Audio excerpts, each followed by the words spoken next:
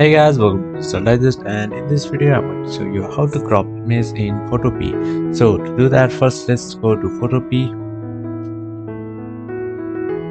and then log into your account. Alright, so once you're here, let's open any image.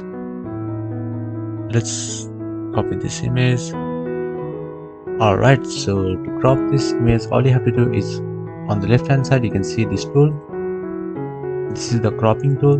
Just click here and then you can adjust your size as well.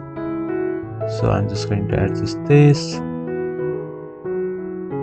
and then make it so that only this piece is visible.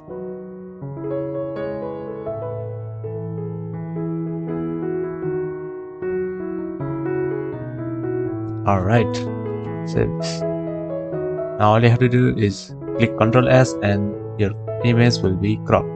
Thank you for watching this video and I will see you on the next one. Also don't forget to subscribe to our channel for more videos like this.